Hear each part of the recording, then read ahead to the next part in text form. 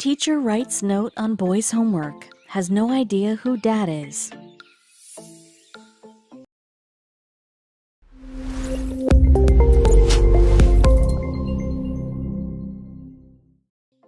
A crushed boy walked with his head bowed toward his house from his school. He didn't want his parents to see the tears in his eyes, but they could see that the 7-year-old had been crying and pleaded with him to tell them what had happened. The child reluctantly got a piece of paper out from his school bag. He handed it to his parents, and it would hold all the answers that they were looking for. Camden Pilland was always just a normal kid. He never strived to get amazing grades, but he would stay out of trouble nonetheless. He wasn't hyperactive, and he didn't spend all his time watching TV and playing video games.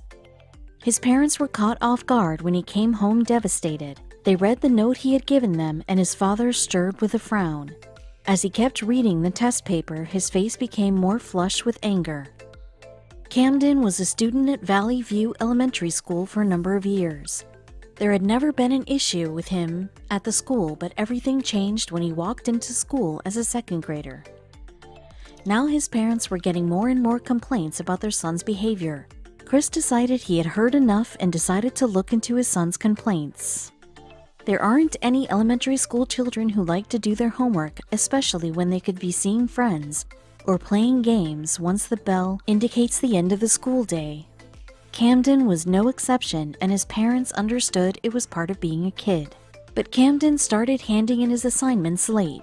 The drastic change in behavior only started in the 2nd grade. His parents hated seeing their child struggle so suddenly with his academics.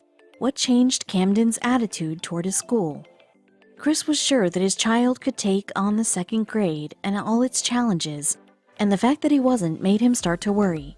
It wasn't normal for Camden's performance to plummet so drastically in his academic life. His teacher was Alyssa Rupp-Boweneck, and one day he arrived home with some feedback from her.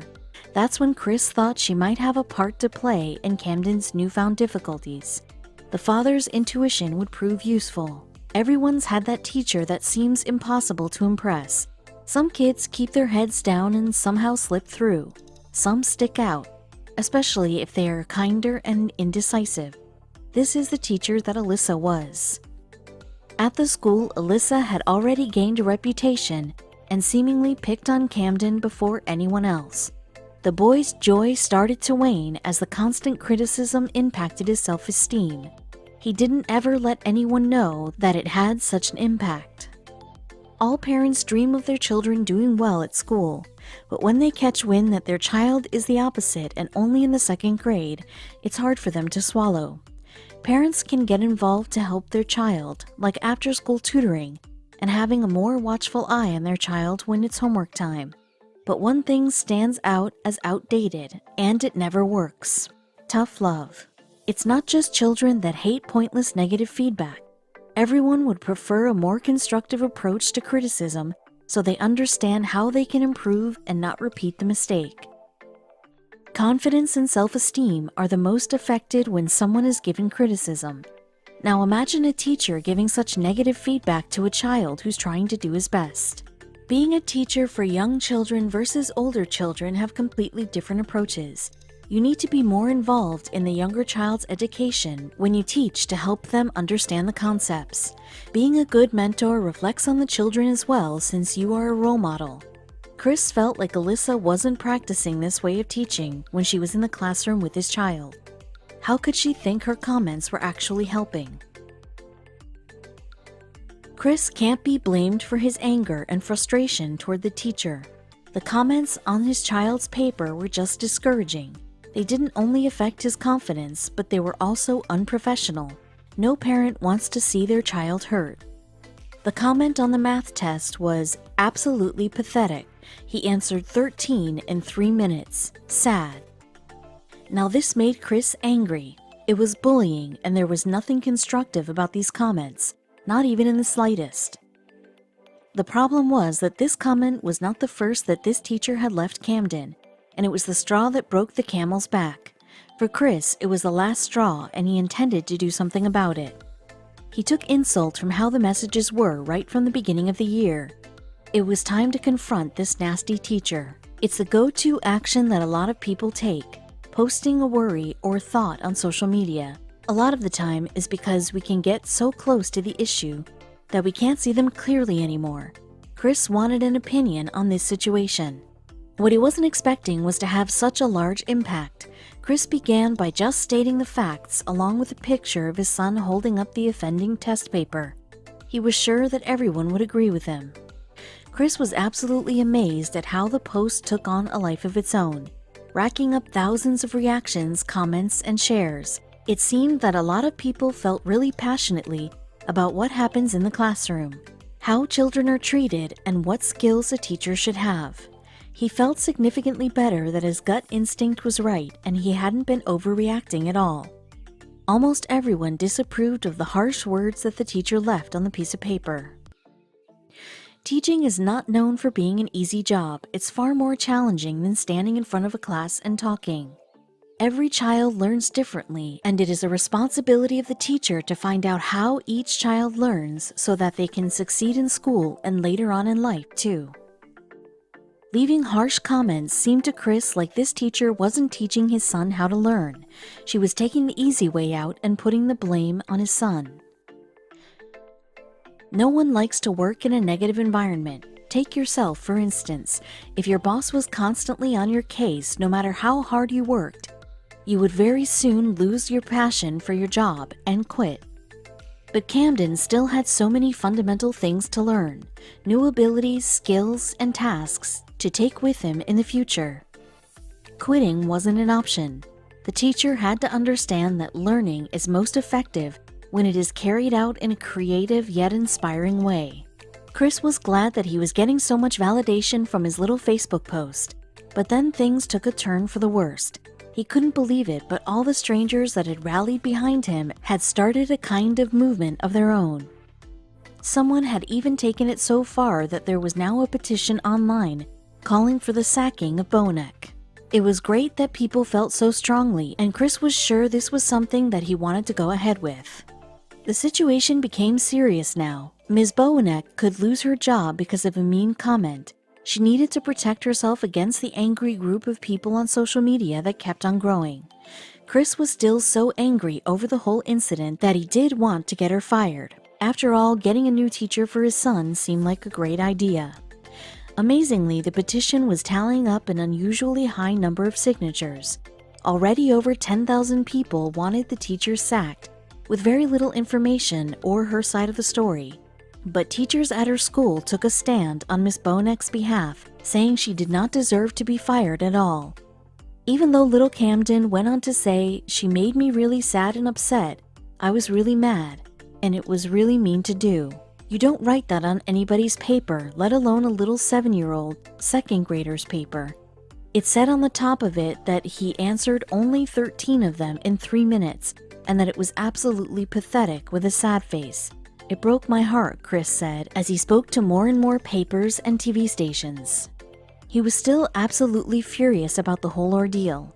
"I believe what you wrote on his paper was extremely unprofessional and just very rude, and she messaged me back and said she was sorry I felt that way," he explained. Everyone agreed that the teacher had indeed done something wrong, but should she be fired for it?